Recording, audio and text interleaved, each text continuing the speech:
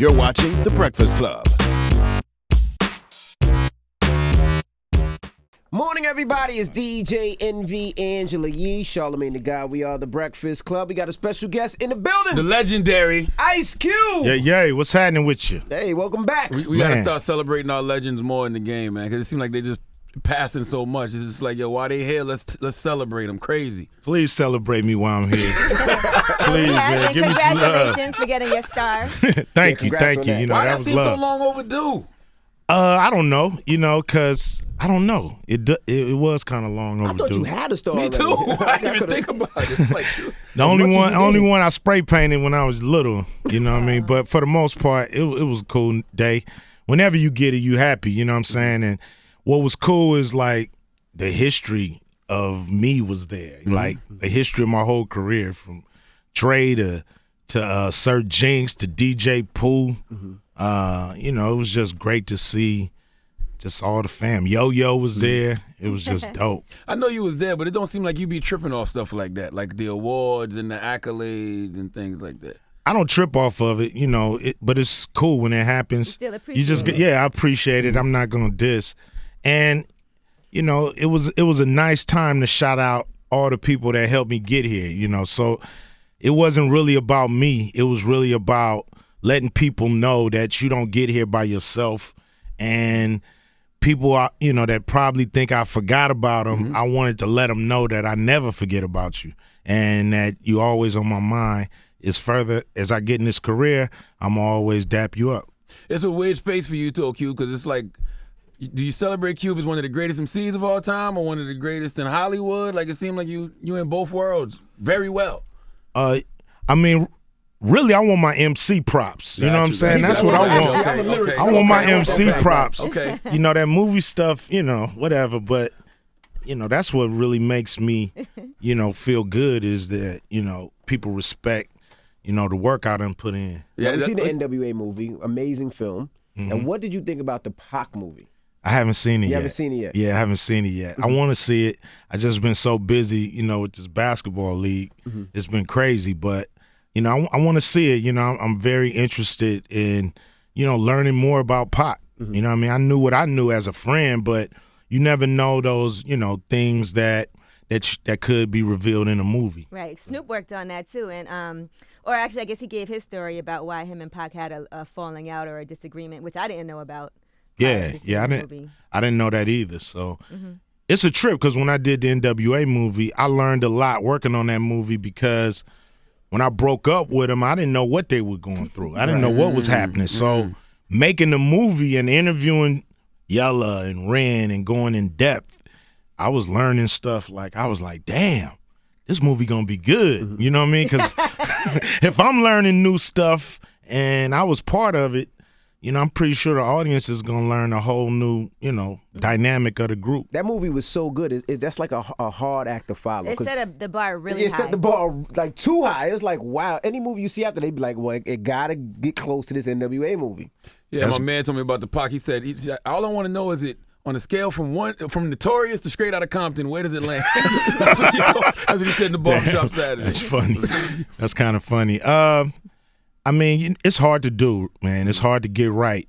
I mean, just think of, you know, it's 1,000 ways to get a biopic wrong, and it's only a couple of ways to get it right. So it's a hard, like, you know, you really trying to get a hole in one or, you know, hit a home run off one pitch. You know, you really just trying to, you know, hit the bullseye. And it's not easy. And, you know, it took great minds for us to do it. You know, you got, you know, I ain't gonna put myself first, but you got, you know, Gary Gray, Dr. Dre, you know, the great people at Universal, you know, all focus on making this movie great. So, and it's hard because there's so many stories you have to leave out. Even though you might feel like it's important, you're like, okay, but the movie is X amount of minutes. So we got to make sure we get in certain things. But I'm sure there were a lot of things that you felt like should have made it in, could have made it in, and ultimately didn't. I mean, you know, we felt like it could have been a mini-series, you know, but we wanted to go to the big screen with it. We felt the prestige of the big screen is unmatched. And you do leave out a lot of stories because you're trying to summarize stuff. Things that happen over the course of 2 or 3 months. You may only can show that in 2 or 3 scenes. So you have to summarize it and make sure that you're saying what you need to say, giving the audience enough information, but also true to what really happened. So it's not an easy thing to do. Mm-hmm. Because with a regular movie, sorry to cut you off, but with a regular movie that's not a biopic, you can make up stuff. Like if it don't work, if this scene don't work to that scene, it's like make up something to go in the middle. But with a biopic, you can't make it up. It gotta, if it didn't really happen, you feel reluctant, very reluctant to even think about putting it in the movie. And there might be certain things that you also didn't really necessarily want people to know, but it's important for people because of the whole why this happened, because this happened, but it might be a story that was never told before, that might be embarrassing to somebody else, that somebody might be mad that's in it. Yeah, I mean, it could go bad. I mean, a lot of people still mad that we did the Straight Outta Compton movie. And, why? Because they, either didn't like how they was depicted, like a Jerry Heller, wish they would have, had a bigger role in making it. It's all kind of reasons why people don't want movies to be made. You can't please everybody, though. No, you can't. I feel like you still want to tell your story, though, because I heard Only One Me. Yeah. And I like that record because I like when the OGs in the game are just letting the youngins know where they stand. Like, you got to. I think you got to, put your stake your claim, so to speak, and let people know that, you still an OG in the game. Mm-hmm. And, that record was important because, not only am I telling the youngsters that I'm they OG, but I speak about my OGs in the game, like Melly Mel and, who's Chuck D. These are some of the greatest dudes who ever picked up the mic because they gave us a lot of the blueprints that we using today. Right. Now let's get into this Big 3 basketball I want to ask league. about that. What's one thing about that record? You said you showed Tupac how to keep it gangster. Oh yeah. What game did you give Pac? Well, it's in a more in the form of showing him how to do them kind of records, and opening up his creative mind to do those kind of records. Same with anybody who came after me. It's not literal like I showed him this part and that part of the game. But just overall, just showing them that style and that flavor, I think sparked and fueled their creativity. Even when it says, I show Biggie Smalls how to his anger. Yeah, exactly. So, I hope I showed a lot of MCs after me how to do and be themselves on the mic, just like the ones before me showed me. You said you invented Eazy-E. Yeah. I think before the Straight Outta Compton movie, that line probably would have made people be like, what? But if you don't know. People didn't know the whole story behind how Eazy-E. Yeah, it's cocky, but it's a lot of people that went into that. It's not just me. I'm pretty sure, Drake can drop that line. DLC can drop that line. MC Ren. It was a team effort, right? To make sure, Eazy was the man. Now, let's talk about the Big 3. You just mentioned it. Yes, because that's your latest, biggest project that you have going on that I know is very important to you. We right here in Brooklyn, Sunday. Why did you create Why did you create the Big 3? Just as a fan, man. It's just, seeing dudes retire that I know can still play basketball. I seen Kobe score 60 points in his last game. Now, he probably can't play that NBA schedule no more. Them 82 games, back-to-backs, 3 games in 4 nights. But as far as just playing basketball, once a week, half court, 3-on-3, man, that's like them dudes it's gonna feel like the glory days, when they get on the court. I've seen a few scrimmages, and it's just an incredible, thing to see is, 7-footers playing 3-on-3 basketball. Right. It's just crazy. So as a fan, I just felt like this is something I want to see. And, I'm no different than any other basketball fan. So I felt like it'd be something that y'all would want to see. And then, the people that's in the basketball that ends up getting a hangover when the finals is over because it's boring and it's, sports is whack in the summer pretty much. So I didn't want it to be like that no more. So here we are, the Big 3. And there's a lot of kids that hear about these legendary ball players that they never had a chance to see play, and now they can see Allen Iverson play. Without a doubt. It's a dream come true for a lot of people. And, this is our first year, and hopefully we grow and attract people like KG and Ray Allen and I mean, you got Paul Iverson, Pierce, which is a big one. Did anybody turn you down and say, "Well, I'm not ready yet"? Yeah, a few guys said, I'm gonna watch this year and y'all do your thing. I'll try next year. How the hell they get paid? Well, they all get paid a base salary, 100 G's base salary, and then they revenue share. But if you win a championship, you get the most money. Gotcha. You come in 8th, you get the least money. So it's a lot of incentives for guys to go hard. And merchandising. Merchandise, it's gonna be full.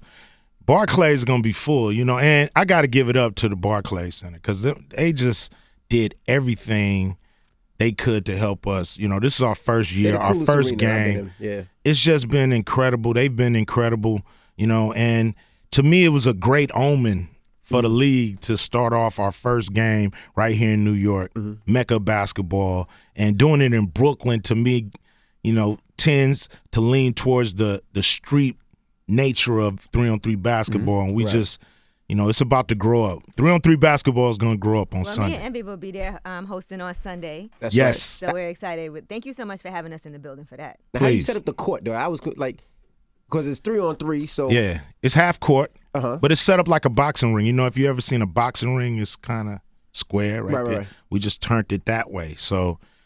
It's seats sitting around this square basket. See it no matter where they're sitting in the arena. Oh, yeah, without a doubt. Now, the big controversy has been the final game, right? The championship game, which is supposed to be in Vegas. Have you guys resolved that yet? Because you have the T-Mobile Arena in Vegas, but they're trying to have the Mayweather-Conor McGregor fight there on that same date. Yeah. It's an issue. It's That's so random. Like, they just announced that it was going to be there, but it's already booked. What was your reaction when they announced that date and you're looking like, I got that date? I wasn't happy. You know what I'm saying? I wasn't happy. And, I texted a few people and tried to figure out what was going on. But, what's cool about us, we all gentlemen, and I think we're going to work it out, The reason they need the T-Mobile, I think it houses 3,000 more seats than the MGM. Right. So, we wouldn't want them to miss out on that money. That's, and so I think they miss out on yours either, though. Oh no, they gotta make us happy. They gotta make us happy. You'll be good regardless, however it works out. If they make sure you're good, or if you just keep it there. Well, I mean, if we could keep it there, we already got the building, but. I think they want it. They doing everything they can behind the scenes to make it happen, and we very close. So we'll see. But they still gotta, they gotta cross the finish line. I wonder who messed that up. Because T-Mobile had to know that date was already booked. Man, I don't know. Somebody is sweating it. But we'll figure it out. I'm pretty sure. Are you going to play in the games at all? Are you crazy? No. I mean, this is not for celebrities. This is not for weekend warriors. This is for. You did mess around and get a triple-double now. Yeah, but that's on a damn rap record. But this is straight for former NBA players. Right. Nobody else can play. You had to spend some time in the league. So everybody on the team played a little bit of NBA. So Iverson's team, and there's a couple of players. So we'll know all those names. They played before. They played before. Steven Jackson's playing. He's supposed to be coming up here too to talk about it. Really? So what team looks the best so far out of all the teams? Oh man, there's some strong teams out there. I'm an Iverson fan. I grew up in Hampton, Virginia. That's my guy. So that's so you going for Three's company? That's okay, right. That's fine. Trilogy looks strong. Mm-hmm. I think Three-Headed Monsters. They're a surprising team. Killer Threes, look like a strong team. So it's going to be some battling out there, man. They already trash talking. If you go to BIG3.com, you can see everything and get to know about the league. And we're excited, man. Now you a Laker fan. Do you want them to draft Lonzo Ball? Yeah, I do. Okay. I do. I think he'd be a great flavor for the Lakers. We need a little spark. We need somebody to shake up that Staples Center. And if it's Lonzo or LeVar, it don't matter. Somebody needs to shake it up in there and make it happen. How do you agree with LeVar's tactics? Yep. Me too. I love it. I just love to see a black man behind his son. Yes. Publicly. Absolutely. And boldly and he has confidence in his son and he's not, disappointed or anything. So I like that. Some of his tactics, you can question, but you can't question his motivation, his love. I think once Lonzo is drafted, that LeVar will turn his attention to his other sons because he got some other sons he's trying to get into the league. So, right. I just think it's smart. He's changing the game.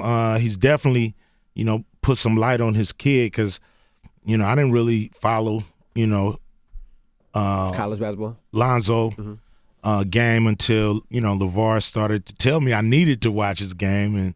And so that's cool. I think a lot of fathers is going to take that lead and do that when they son get in that position. And it's weird because, they always say black men aren't there for their kids, and now they telling sons to rebel against their father. Are you crazy? He got you to this point. Now don't listen to him? No, that's crazy. I love it.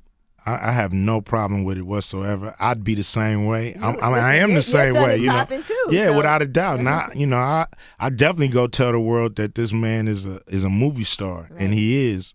And he still had to pay his dues and audition you got to go hard. Yep. You got to still pay your dues. I can't just say it. He got to show it. And just like Lonzo, he got to get on the court and show it. Pops can only say so much. I want to go back to the Big Three.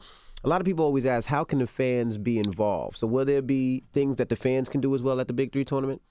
Yeah, I mean, we're going to have, I think a couple of 4-point contests you guys are going to host down there. 4-point contest? Yeah, with guys. Kids will be able to get in the kids court will be able to come out, yeah, and if they hit it. Don't you try to bring your son out there to try. I'm definitely going to try to bring him we want the kids. What's cool? He can come out there. What's cool is we know parents are looking for stuff to do with their kids, this summer.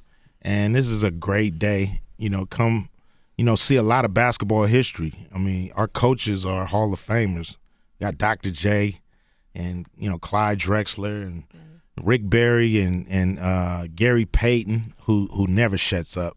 Even still now to this day? Still now, that mouth, man, it goes. So it's just going to be a fun day of basketball, of history, seeing guys get at it, and to celebrate 3-on-3 basketball because it's going to the next level.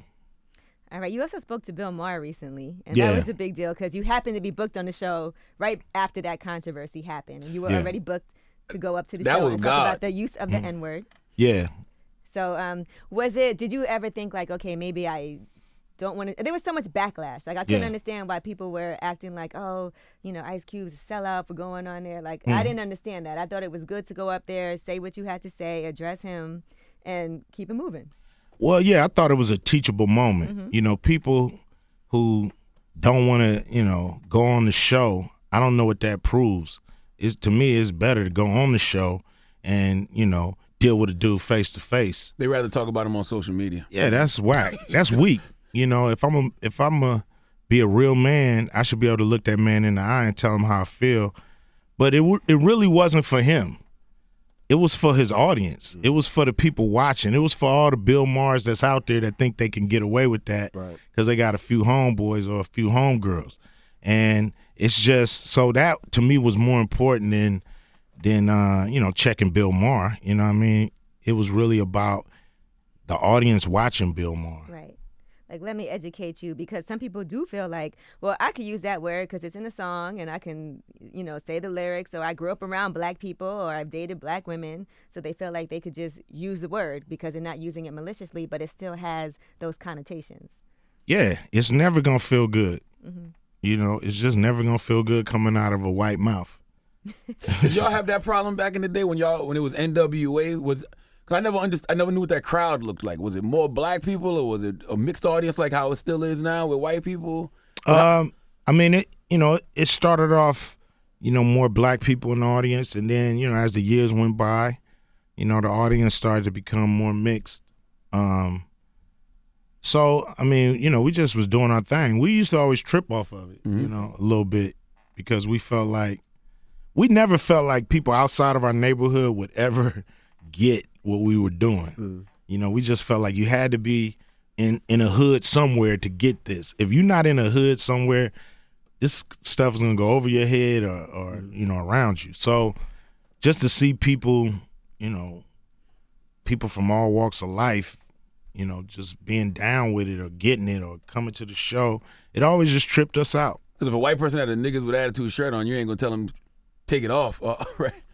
I'm not gonna tell them to take it off. You know, not with a niggas with attitude shirt. You know, I draw the line when it comes to music, you know, entertainment, whatever. You know, but when it comes to real life, that's a whole nother thing to me. Gotcha.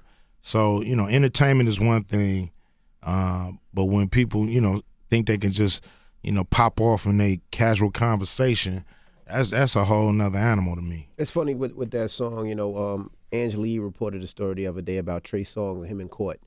And he was on the Snapchat, I guess, saying fuck the police. And they took it literally and was like... They asked him in court, what does fuck the police mean?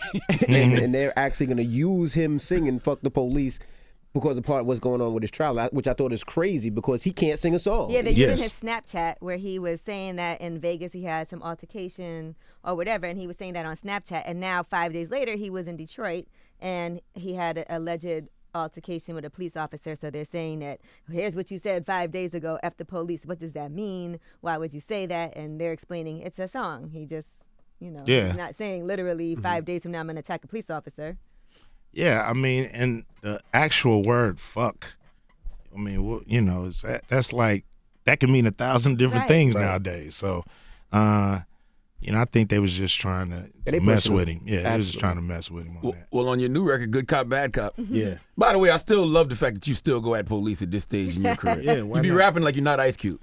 No. I'm rapping like I'm Ice Cube. There's a lot of things going on in the world that you can't ignore. Without a doubt. Bother you? Do you still get stopped and harassed, or do they know who you are? They give you a little, or I think they give me a little love, you know what I mean, since they know who I am. But that don't matter, you know what I mean. I think I'm in this position. You get a chance to speak for people who can't speak for themselves. Absolutely. So, to me, you go harder when you get here, not less. And you know, I know, you know, I'm doing a lot of different things. So, you know, it takes some time to come around and get back to the music. But when I do, you know, to me, I've never not done an Ice Cube record. Ice Cube the rapper, though, not Ice Cube the multimedia mogul. Yeah, I mean, when I go rap, that's what I'm just worried about rap fans. I don't care about nothing else. You can't ever say, well, I'm doing good, so F everybody else. right? No, you can't do that. A lot of people do that, but that ain't cool to me. And that's the discussion we always have about good cops, bad cops. We say the same thing that you say in the record. If you a good cop, then stand up and say that these bad cops is wrong.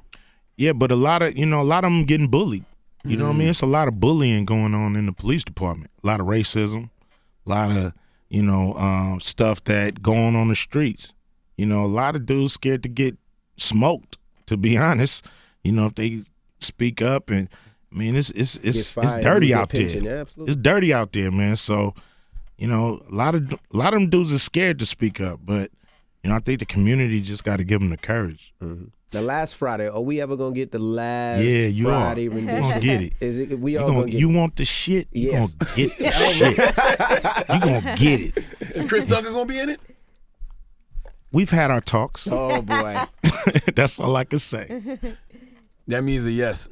No, I don't know what that means. She'll I don't look know what kinda that excited. That means. means Smokey on the fence. I don't know. I'm excited about the Friday movie. You know, it's all about the fans trying to, you know, give them a funny movie. They've been waiting this long. It got to be pretty funny. The script is done? We still working on that.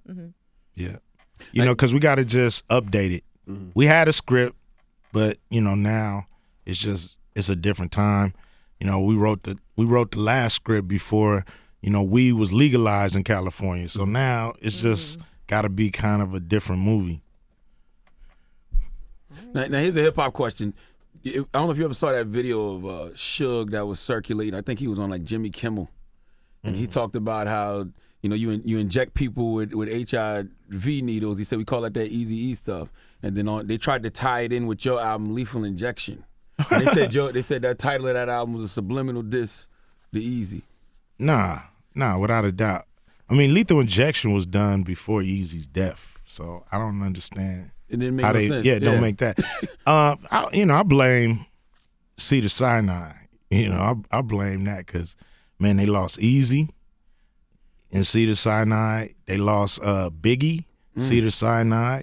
They lost Heavy D. You know, so It's like dudes walking there live and come out dead. I don't know what's the hell going on, right? Don't take me to see this. If anything happen to me, don't take me. Yeah, I don't want to fall out, because it's just funny to me. It's just strange. I ain't saying nothing about that hospital, but don't take me there if something happens to me. Take me I brought up a YouTube conspiracy theory to Cube. He shot that down and gave us a whole new YouTube conspiracy. That's an hour-long video somebody going to do later on about this. They should. They should, because I want to know what the hell's going on. Don't take rappers to see the side. Man, don't take me there. Now, you're working on another movie with your son as well, are you? Yeah, well, we always kind of, working in the background to find something that's right. We just know it got to be perfect. We working on this, it's a Doc Ellis story. He was a pitcher of the Pirates, so we working on that script. That's something my son really want to do. So, I want to support his creative endeavors. What if he's like, let's start our own production company together? You'd be down. Yeah, I'm like, well, okay, what you gonna do? Because you got the resume. I mean, what you gonna do? I mean, right now you're an actor, but you gonna write, produce. I mean, you got to jump in both feet if you want to start something together. What if one of your kids came to you and said, I want to be a police officer? I tell them, I would say, why you want to put yourself through that? Why you want to put yourself through that mentally? Why you want to see, people at their worst? That's what I would ask him. That is true. I mean, I would never want my son to be a police officer, and my dad, who was a retired police officer, would not. I'm not even gonna say wouldn't want me to. He wouldn't allow me to be. He always used to say he was at a position where he didn't have anything. He just got out of the military. He didn't have a job. There was no jobs. That was the only thing hiring, and he was just like, that's just a bad predicament. You put yourself in harm's way every day. Yeah, I mean, I salute the dudes who do it. I mean, it's a tough job. Yeah, it's like, I mean, I guess it's admirable and one of those kind of jobs that you just have to be built for that. To me, just kind of joining for money. Or like to make a difference. Like, listen, there needs to be more good cops. I want to join the police force. True. Okay. I still ask him, why do he want to put himself through that? It would still be my question to him. I wouldn't discourage him. I would just ask, I would have a few questions because, I just want him to know what he's getting himself into. I'm starting to wonder if it's almost impossible to be a good cop. It's like saying you're a good drug dealer. Like you still messing. No, I don't think. I think it's possible to be a good cop. I think it's a lot of good cops out there. Absolutely. I just think they just, they turn their back. Maybe look the other way. Have conformed to the game. It's just a lot of, it's a sticky situation, man. Yeah. I can't blame nobody for how they handle it when they're there.